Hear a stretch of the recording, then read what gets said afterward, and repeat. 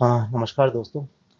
हम बात करते हैं कि निफ्टी 50 मंडे के दिन कैसे काम कर सकता है और नेक्स्ट वीक के अंदर कैसे काम कर सकता है। हम वीकली एनालिसिस भी समझ लेंगे और हम इसके अंदर डेली एनालिसिस भी समझेंगे इसी वीडियो में। वीक के अंदर हम देखते हैं वीक के अंदर अगर मैं देख रहा हूँ तो हम इस चार्ट के अंदर कहीं ना कहीं इस वीक के अंदर क्लोज हुए हैं। जो हमने वीकली और डे के अंदर जो चार्ट बनाया था, तो हम इस चार्ट के अंदर कहीं ना कहीं इसके बॉटम पे क्लोज हुए हैं, राइट। तो हम वीक के अंदर तो हम मतलब इसके बॉटम पे है, इस चार्ट के बॉटम पे है, मतलब सपोर्ट जोन पे खड़े हैं।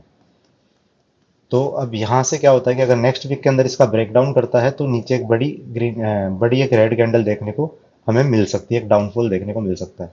और अगर नेक्स्ट वीक के अंदर अगर इसके यहाँ के इसके चार्ट के अगर इसके लो के जो मार्केट ने लगाया है, यहाँ से मार्केट के अंदर हमें एक अपसाइड का मूवमेंट या फिर नया हाई हमें एक देखने को मिल सकता है आने वाले टाइम के अंदर।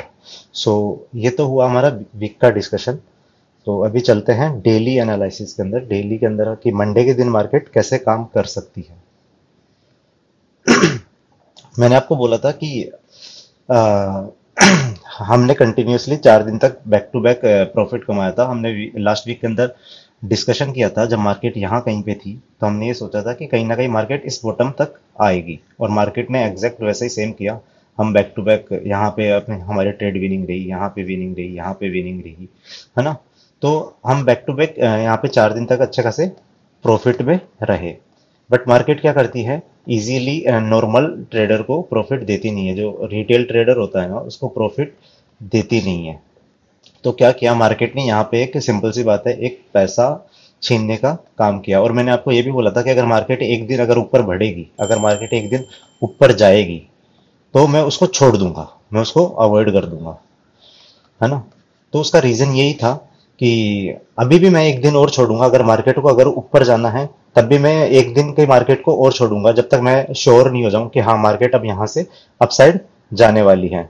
तो उसके रीजंस है कि उसको क्यों छोड़ना है, क्या क्या उसकी रीजंस है, वो अपन डिस्कस करते हैं। हुआ क्या, डेली चार्ट टाइम फ्रेम में देखते हैं। तो हुआ क्या कि मार्केट ने कहीं ना कहीं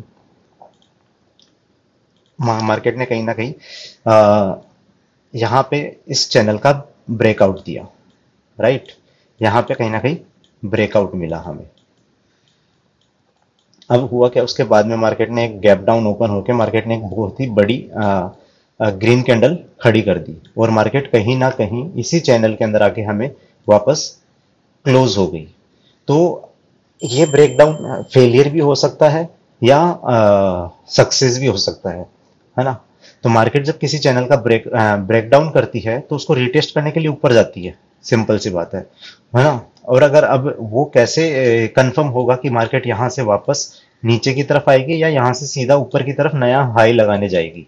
तो उसके लिए मेरे को एक दिन की मार्केट और छोड़नी पड़ेगी, तभी मैं श्योर हो जाऊंगा कि मार्केट की एक दिन मार्केट छोड़ने के बाद, सपोज एक दिन नेक्स्ट डे अगर मार्केट मंडे के दिन यहाँ पे ऐसे ग्रीन कैंडल खड़ा करता है, उसके बाद में फिर मैं श्योर हो जाऊंगा कि मार्केट यहाँ तक जाने के लिए रेडी है। तो अपना ये जो ये ब्रेकडाउन आया है ना, तो ये अपना फेलियर हो जाएगा, ये अपना फेल के अंदर कंसिडर हो जाएगा, ठीक है। और अगर मार्केट अगर यहाँ से रेजिस्टेंस खाती हुई नीचे मिलेगी तो ये हमारा क्या हो जाएगा, सक्सेस हो जाएगा। तो फिर मार्केट में हमें और डाउनफॉल देखने को मिलेगा, ठीक है। तो ये कुछ चीजें हैं, तो हम 15 मिनट के चार्ट पे डिस्कस करते हैं कैसे क्या मार्केट काम कर सकती है। सो चलते हैं। तो सबसे पहली चीज, अगर मेरे को कल मार्केट देखो मैं कॉल के अंदर कब इंटरेस्टेड रहूंगा मंडे के दिन, तो उसका मेरा एक रेजिस्टेंस पॉइंट है। वो है मेरा लगभग लगभग, अगर मैं प्रिसाइज बात करूं, 22,325, राइट। ये मेरा एक प्रिसाइज पॉइंट है। लेकिन अगर मार्केट मेरे को इसके ऊपर ही ट्रेड करती हुई मिलेगी तो मैं कॉल के अंदर इंटरेस्टेड रहूंगा, इससे पहले मैं कॉल के अंदर इंटरेस्टेड नहीं रहूंगा। सपोज पहला सीनेरियो हम डिस्कस करते हैं कि पहले फर्स्ट मार्केट के अंदर क्या होता है, अगर मार्केट गैप अप खुले, राइट, गैप अप अगर ओपन होती है मार्केट, तो मार्केट सपोज ये जो मेरा ये एक रेजिस्टेंस है, ये यहाँ पे कहीं पे ओपन होती है, तो सबसे पहले मैं ना पुट की पोजीशन एक ट्राई करूंगा। यहाँ पे अगर मार्केट अगर सपोज मार्केट यहाँ कहीं पे ओपन होती है इस लाइन के आसपास, तो मैं क्या करूँगा, 22,340 का एसएल डाल करके एक पुट की पोजीशन ट्राई करूँगा। मेरा एवरीडे एनालिसिस चेंज होता है कि डे बाय डे कैसे सिनेरियो होता है, वो उसके रीजंस है, उसके मेरे कुछ पर्टिकुलर रूल्स है जो मैंने सेट किए हैं। तो अगर मार्केट यहाँ कहीं पे ओपन होती है तो मैं एक बार यहाँ से पुट की पोजीशन के लिए ट्राई करूंगा और मार्केट को मैं कहीं ना कहीं वापस 22,100 तक या 900 तक आता हुआ, 22,000 तक आता हुआ मैं देख रहा हूँ। ठीक है, अगर यहाँ कहीं पे आता है तो, लेकिन ये स्ट्रिक्ट एसएल रहेगा मेरा। अगर मार्केट इसके ऊपर निकल जाती है, अगर मेरा stop suppose gap up open हुआ और मेरा एसएल हिट कर दिया, अगर मेरा एसएल हिट कर देता है मार्केट, तो मैं क्या करूंगा, मैं मेरी इमीडिएटली मैं मेरी पोजीशन को कन्वर्ट कर लूंगा। मैं सीधा एसएल एक एक एसएल लेने के बाद में मैं सीधा कॉल साइड बैठ जाऊंगा। फिर मैं श्योर हो जाऊंगा कि मार्केट वहां से अप साइड के लिए अब रेडी है ना। वो एक मेरा लेवल है जिस लेवल के ऊपर मैं कॉल के लिए सोचूंगा, कॉल के लिए मैं बैठ जाऊंगा और 100% क्वांटिटी के साथ मैं वहां पे बैठूंगा, राइट। लेकिन मैं एक बार यहाँ पे पुट की पोजीशन जरूर डिस्कस करूँ, जरूर एक बार लूंगा गैप अप के केस में, है ना। दूसरी चीज, अगर मार्केट फ्लैट खुलती है, सपोज मार्केट यहाँ से फ्लैट खुलती है, यहीं कहीं पे ओपन हो जाती है, इसी सिनेरियो के बीच में कहीं पे मार्केट ओपन हो जाती है, तो मैं मार्केट को मैं अवॉइड करूंगा। अवॉइड कैसे करूंगा, क्योंकि अगर मेरे को ऊपर की साइड जाना है तो मैं श्योर नहीं हूँ, क्योंकि मेरा यहाँ पे मैं इतना बड़ा एसएल तो रख नहीं सकता। 100 पॉइंट के लगभग का मैं एसएल नहीं रखूंगा। 100 पॉइंट के रखने का मतलब हो गया कि तुम्हारी 50% 60% कैपिटल का जो तुम ट्रेड कर रहे हो उसका पूरा लॉस, राइट।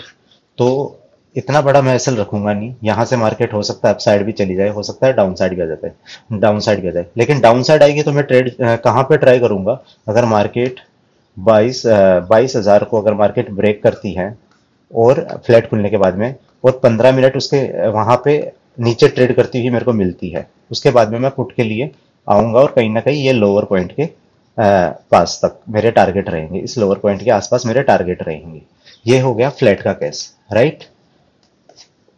गैप अप का केस और ये फ्लैट का केस। अब बात करते हैं गैप डाउन का केस। अगर मार्केट बड़ा गैप डाउन खुलती है, मार्केट सपोज यहां कहीं पे ओपन होती है, ठीक है, market let's see market open होती है 21,900 या 21,850, यहां कहीं पे ओपन होती है, तो मैं क्या करूंगा, यहां पे मैं एक कॉल की पोजीशन ट्राई करूंगा।